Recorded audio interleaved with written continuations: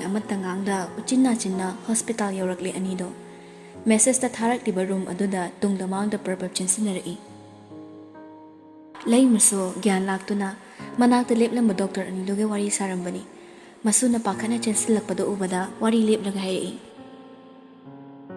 ꯇꯞꯊꯧꯅꯤ ꯅꯪꯕꯣ ꯑꯩ ꯀꯩꯁꯨ ꯇꯧꯗꯦ ꯍꯥꯏꯅ ꯆꯪꯁꯤꯜꯂꯛꯂꯒ ꯃꯕꯣꯛꯀꯤ ꯃꯁꯥꯗꯣ ꯄꯥꯏꯔꯒ ꯍꯪꯉꯤ ꯀꯃꯥꯏ ꯇꯧꯔꯛꯏꯅꯣ ꯑꯩꯅ ꯋꯥꯈꯜ ꯌꯥꯝ ꯈꯟꯖꯤꯟꯒꯅꯨ ꯍꯥꯏꯔꯒ ꯍꯧꯖꯤꯛ ꯀꯅꯥꯝꯇ ꯀꯩꯁꯨ ꯇꯧꯗ꯭ꯔꯦ ꯂꯣꯏꯅ ꯍꯔꯥꯎ ꯍꯔꯥꯎ ꯂꯩꯅꯔꯕꯅꯤ ꯍꯅꯨꯊꯪꯗ ꯋꯥꯈꯜ ꯑꯋꯥꯕ ꯀꯅꯥꯅ ꯈꯜꯂꯨ ꯍꯥꯏꯒꯦꯕ ꯑꯅꯤꯗꯨꯒꯤ ꯃꯇꯧꯗ ꯗꯣꯛꯇꯔꯁꯤꯡꯗꯣ ꯅꯣꯛꯃꯤ ꯊꯣꯛꯈ꯭ꯔꯦ ꯂꯩꯃꯁꯨ ꯅꯣꯛꯇꯨꯅ ꯍꯥꯏꯔꯛꯂꯤ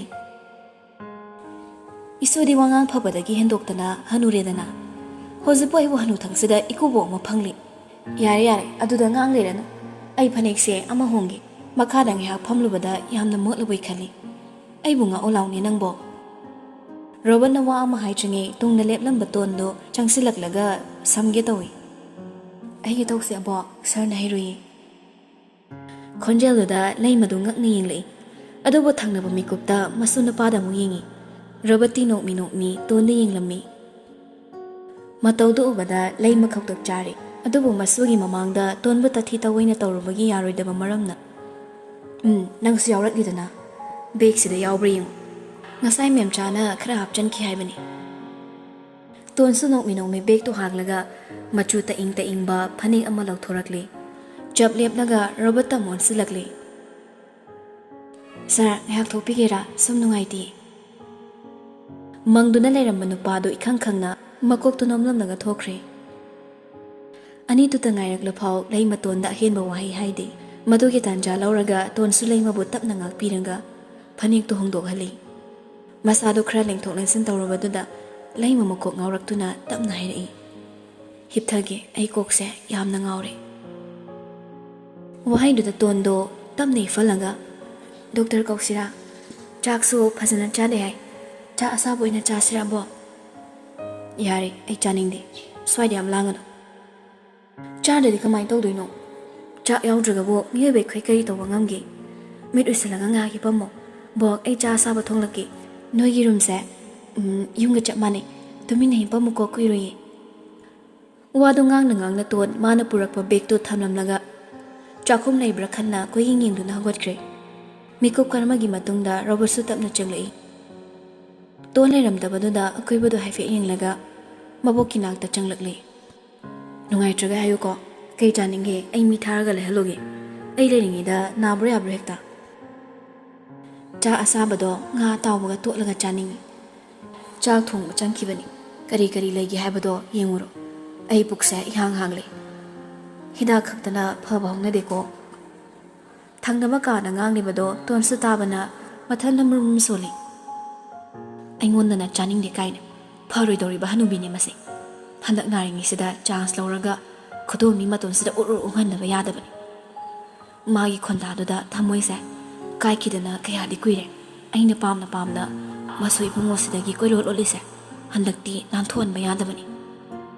ꯀꯩꯅꯣ ꯅꯥꯟꯊꯣꯛꯍꯟꯕ ꯌꯥꯗ꯭ꯔꯤꯁꯤꯕꯣ ꯈꯣꯟꯖꯦꯜꯗꯨꯗ ꯇꯣꯟꯗꯨ ꯈꯪꯕ꯭ꯔꯦꯛ ꯈꯪꯅ ꯌꯦꯡꯂꯛꯏ ꯂꯥꯏꯕꯛ ꯐꯕꯅ ꯃꯊꯟꯇ ꯁꯥꯖꯕ ꯋꯥꯔꯤꯗꯣ ꯔꯣꯕꯔꯠꯅ ꯂꯣꯏꯐꯥꯎ ꯇꯥꯍꯧꯕꯒꯤ ꯃꯃꯤ ꯎꯗꯦ ꯃꯥꯅ ꯇꯤꯡꯉꯛ ꯂꯩꯔꯤꯕꯗꯣ ꯎꯕꯗ ꯍꯥꯏꯔꯛꯏ ꯅꯨꯄꯥꯗꯣ ꯃꯤ ꯂꯩꯒꯅꯤ ꯍꯥꯏꯕꯗꯨꯗ ꯍꯣꯁꯄꯤꯇꯥꯜꯒꯤ ꯃꯤꯁꯤꯡꯅ ꯑꯃꯠꯇ ꯋꯥꯠꯇꯅ ꯊꯝꯂꯝꯂꯦ ꯆꯥꯛꯇꯣ ꯑꯩ ꯊꯣꯡꯉꯨꯔꯥ ꯅꯪ ꯊꯦꯡꯉꯦ ꯍꯥꯏꯔꯛꯇꯣꯏꯔꯥ ꯍꯪꯂꯤꯕ ꯋꯥꯍꯪꯗꯨ ꯀꯔꯝꯕ ꯃꯑꯣꯡꯅꯣ ꯍꯥꯏꯕ ꯈꯪꯗꯦ ꯑꯗꯨꯕꯨ ꯇꯣꯟꯗꯣ ꯃꯥꯅ ꯊꯣꯛꯄ ꯈꯨꯝꯂꯛꯏ ꯑꯩ ꯊꯦꯡꯉꯦ ꯍꯥꯏꯈ꯭ꯔꯕꯣ ꯀꯅꯥ ꯂꯥꯛꯇꯧ ꯂꯩꯒꯦ ꯁꯔꯅ ꯑꯩꯕꯨ ꯑꯁꯨꯛ ꯌꯥꯝ ꯆꯠꯍꯟꯅꯤꯡꯉꯤꯁꯦ ꯑꯩꯅ ꯁꯤꯗ ꯆꯪꯉꯛꯏꯁꯤ ꯆꯥꯛ ꯊꯣꯡꯒꯦꯅ ꯆꯪꯉꯛꯏ ꯅꯠꯇ꯭ꯔꯣ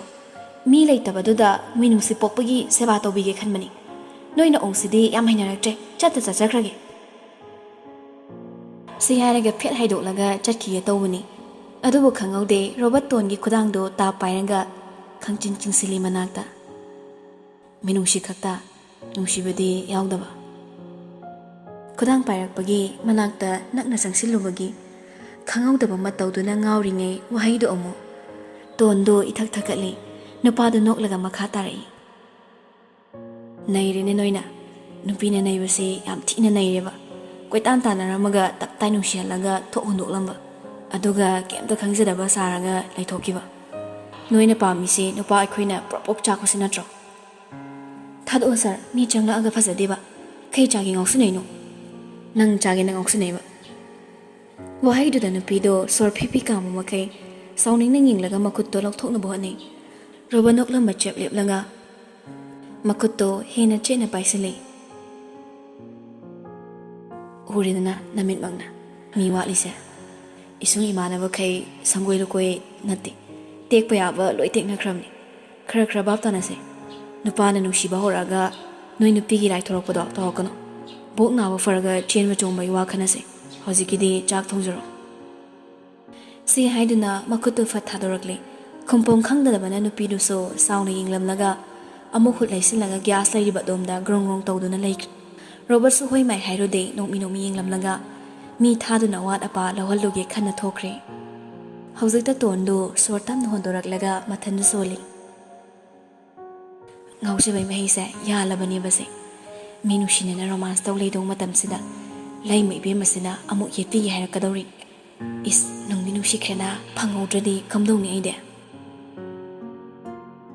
Pamna sabasina maheli nungshina nungshidaba saba masina maheli wabadi yenginglaso yengdaba haininglaso phongdaba masibu nungshibagi maichak ama oiramle mangau thina chakpa maichak ama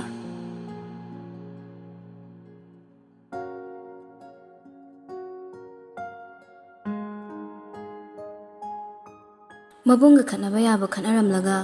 masama o sengdoktuna keduna thorakpani nungsiba laihawi matagum adubu mairaba leiramdabaduda laisado isau horakle riska chatki haiba duda so wakhaldo ehenbadi khalode adubu magi thokpa yoyo ngangli ngaiba ngamdre haiba moibo yamungdo waramani khangbro magi waba noina khangdraso ainadi khangi madugi dakuman ma police togi number yam thupiro ai thik togiba police mana michamu koi pupuraga hekta chatpa yabra tap thongni sana nangbo wari saning malayraga tawboirambusu yai yambungdo kaisu tawramoine nangbo nang paibung ya school ga papa ga na phone tawraga loina phanaba sinkhrabani kaisu tawroine tap tho ipagi bema madu fawba nupidu de sauri saurang sarang wari do makha tage tawbaga boy changsilaknaga chiema piri se mairabana pirambani nangonda piyoi laizado boyda haipe yenglaga chedu ta loksili Chatlagi hairani na khoibo lindaw si yauri habadai marang icha singsi gyan gamda taramaroi Dandras ki wahairada boy nok laga thabak chin bangaktani kaisu khandida baba aikoi se nungdang do aina pulasi na hainaraba ai budi halakini aduda linda se thinbiruge toba phare horen amu heklao napa so aini nabo kinakta habet yusilusi haidana haikibani imungani punna sanagadaba wasu leibani Wahai boydo nokpe torakle laizada chatlagi hainingbani adubu mairabana piramba chedo nokmi yinglaga leiribado ubada yingba tamak yinglamlaga thokre machana khangno noklibado ubada Nandras machada yinglei laisana nokpa ubada masu ihada rauzaraboi khalli kari hairamnino ne nangna duk thawai tana noklidubo ipasu kite yingjegirana sana Wahai laisa mairabana piramba chedo Mapada piye tawi adubu phat amu chingsilaklaga hairei mi love letter sibo yinge ne yaro adu saro pabirake taw si hairaga khonche do phat hangdoklaga khonjel do sembo ina tablo khawdem laduna khonjel thokna parei che do da iriba wai singado sajibugi mangau thiba nonglegum kalengi yaklaba maisagum ingagi kallaba nongjugum Ingengi nungsiba nonglakta nangna lai ingna tapna thawangi nauraba maithongna hende nangdi maithongdagi so nangi nungsi maichakte langmani mesa mamigumni thotna mingbi meragi thasana nangbu ubada ikaijari pukchel tapi hiangaido nangi minok marumda ikai phiru khumkhido poinu kobi changkhon biso wakchingi marumda lotkhido Tangna kikpa wakchingi nongli nangi chinglo obada taramdana hanki ikaina phairengi angawba lechildagi so heli nangi minokna maro leibi lamtagi thamoi heli nangi koiraungnaba misnana nungsiba pumnama khomjilanga handuna lai inakta Sajibu mabu puduna ingna tapna mangau thina nungsina yinglai handuna Laiza amu mathanda nokthorakle machana paribado munna tarambani Nandaras Hazarude Merabana asumna saireng sahitya gi wakhal ama leramgani haiba loina na ma khut ido yinglai adubu machana prabab thuna thupchinkhraga chena paiduna leikre madu ubada maso tablom nairi noklaga aigi chasidi ritu tarukni kaisabi oiramedana onthong nahi na sai thakre chapchai ichani hin bani ikai haiba papa nangbo adumaina ka haizilakanu haiba is nang khakto oiramni maya nupa na chithi piraklaga paminaise iya nupa oirabrane mabo mapagi waiduda laisa khanglaw lori oirabani kaino oiningdrasu oidabe yaroi aidi khangde ko babung na be hek phabaga yamung dai luhongdoini papa hongdabe yaroi ko aidi hairisini noina hongloi haraso aidi yamung puraga kadai do malot kidoini aidi moida ma oiridoini nangda da haraga yarabrani adubo Madudi mana haigadabani mana bulunglasi hairaklabrani chada wahaidu oira male laisani ikaino phetorappa is haijabada aduburapa yamungdine khuphamani khangbra aduga aisu luna toriba aingonda wahai phasaba mayamsu hai aigidamak sairing nungsiba mayamsu ibi hojiki matamda yamungi sumaina matau mandana romantic oiba nupa phangaroi aduna soidana humiyu ko ai awon palang baharadoini Nandaras to nokpadamak nokle maramni mahamen jorga sing wari ama sanadri masin hairibadi ahal masalgi wari do machi lengdana adumak leiri haibani adubu hozik oiriba mikupsida karam togani haiba gyan taraktre benjorbu kokribado wari se tananingbadani adubu malak laga kari amu hairakani khallubada Nandaras machagi pakhom piba ngamde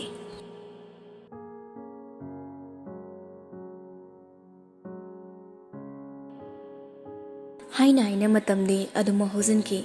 tarang ngalamba numito mit asina yingnani nongchup thangba atiyada leksinkhraga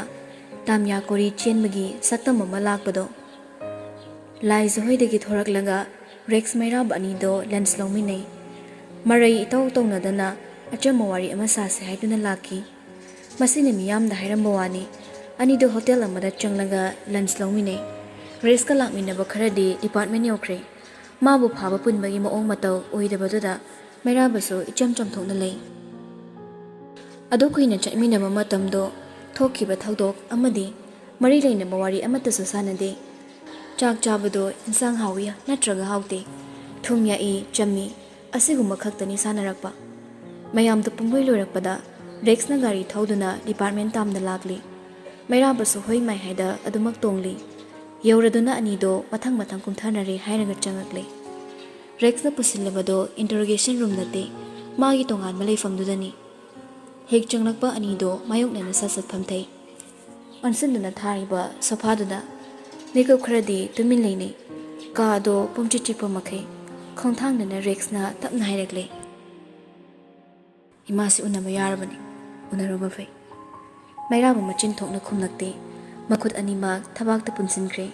makongdo amana amada thangatlaga makokto tapna nomakle Rex phamna mairababu kupthana yingi kari ahongba kari khenaba mana chinyariba asiga kari chanaba yingna khanggo kori mairaba nupadu sukaino haibago mingi yingbada mak yingli Rex phamlambadagi hogalatuna lebdago ina makha tarakle Mi amagi heart si study tawge hairadi ai kedawni haibadi matokramna khangmangami mairaba no fe tawi punsiliba makhatto phathadok lagamaga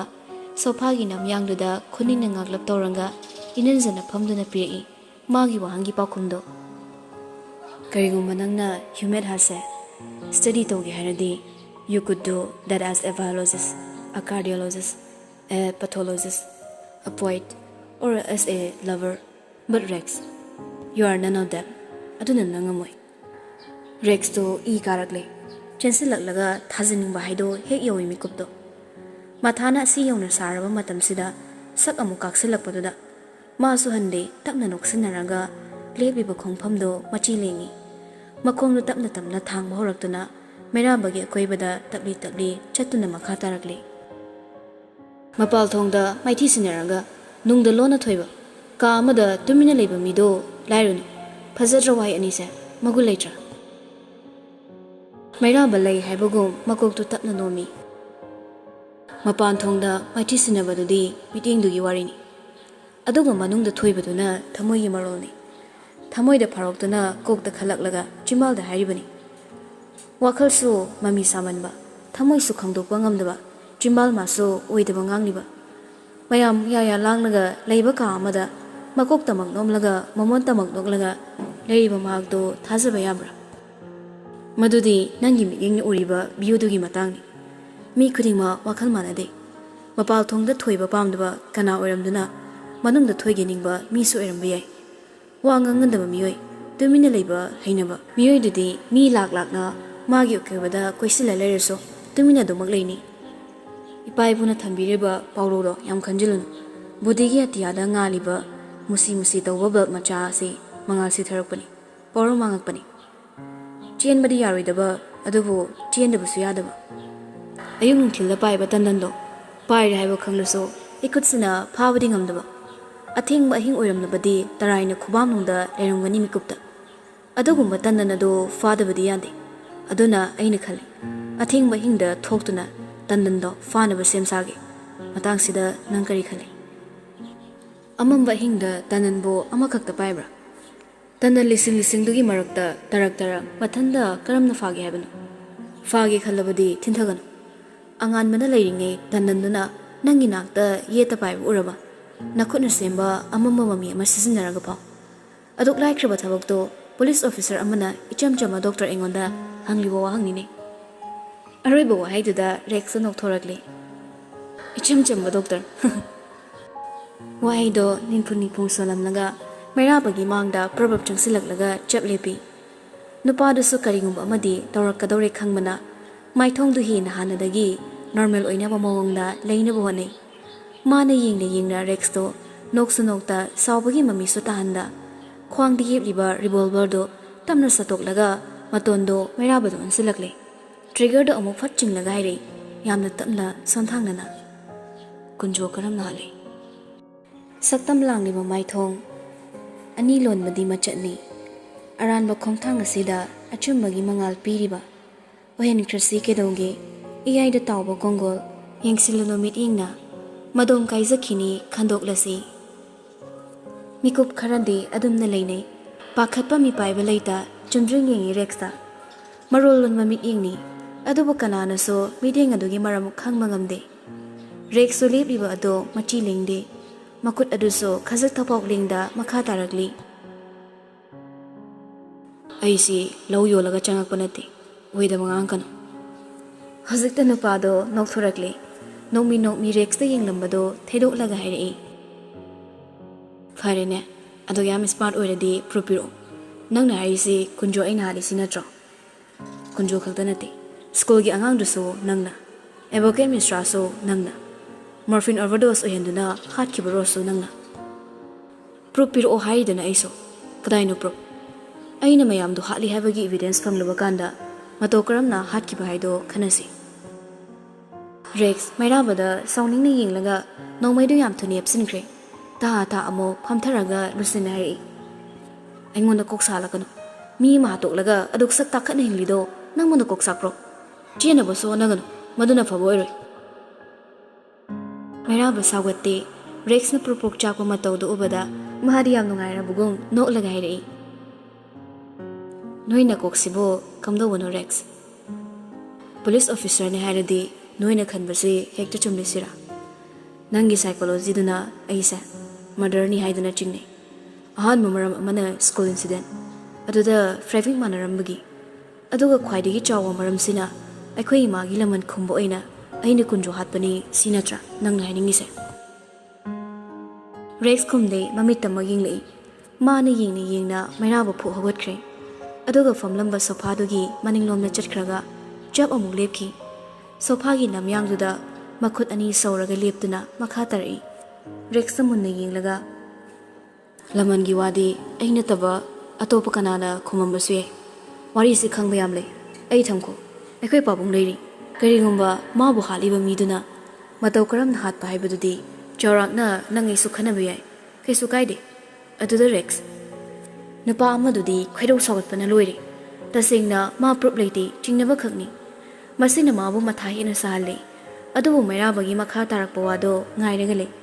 haina haina nupa duso tablam hairekli Sangsar sida khwaidagi lawsing leiba jiba singi marakta miyoibe khoi aikhoi sini hen heli haidana mi oiba hainarini adubu aikhoi gi lawsing leiraba wakal sina hanjin hanjin khanduna fol taba ngamdaba amuksu chumba man amuksu lanba mangum pakhum fanglaba phawba pakhum piba ngamdaba thodok kya leiri khwaidagi ahanba example da paradox makhal su yami magi oiba topic amata Nangi thak wanglaba kok thadaduna so madugi pakum phangma ngamde Meraba masi literature gi class nate get to the point nupa do mako muktang nomlaga makuto pocket ani makta humjin khraga chumding makha tarakle sini wari se kunjogi matang so case khuding maki matang so asigumo makhal gi paradox orambe yai kok uru ru ngawhalaga false pang phangdama adum loishin ki bazato si soi thokpa ya wari ni kaino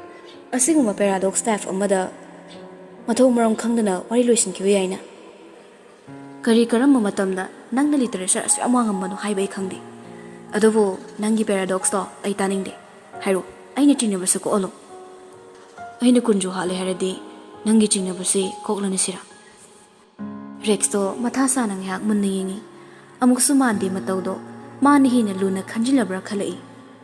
madumaksu ai haide adubu mairaba ai chingni chede irakliba khudi se oina ibani adubu babagi meeting amada misagado left handed khakto oiba midi nate yet oi animak sisinaba hiba mini aduga aina sum khanduna yengbuda nang khaktani yet oi iba hiba fabric aduso yam rare oibani masi Manipur da natana mapam khudingmakta pakna phangmangamdaba fidakni nangi curtain do khwaidigi mathaksida sanagi yumda changkhraga nangna matau karamna Bomb blast da yaram juba ai wasi hanjin hanjin ngang butale aduna nangna khaning mong khalo aduga proof yaudana engonda case amata gi excuse tora adi noi police department si apaboy aduga sima swayongge bomb blast gi matang da ai khangde ai gari thanam laga maning lom da mi ngai leibani kana ngai no haiba wahang dudi mado ai personally emergency ama lakpana ai mafam du thuna thadokle adubu paw du thabada phongphong saringe Engonda lakadaba question miyamdo khaluraga matam khra ai wakhal se potharubani media gi wahangda asimakhum proof phanglaga kawro interrogation room da thengnase ado phangdori mande sukleb lep ta ngangning manganglam laga amuksu noksin lamlaga ka du dagi thokre hojikta Rex to phungatlamba sor khangon hondok laga masadu phathai amuksu man hat pagum nganglami amuksu kari su khangdabagum aduga amukso proof phangdong mande haiduna karim naramiba marupni mana soidana kangani adubu magi wakhada laiba chingnabadudi mayik singla sano matagum Rex to soundingna soli soidana thini phagnaba thini nangi proof to aduga kaigumma masida nangi khut ek yaramaba nangmu kallabaso asing masaktamdi uhandaba yade maduda sanana nangbu karamna meeting yeng pa habadudi nangi lanai wafam oizaro maramdi phone oiduna so logi mathakta karaga mi hat paibase afaba nate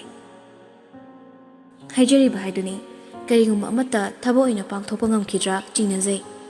amarom da mairabagi mi usitabado ningsunguraga machin thiduna isoglangi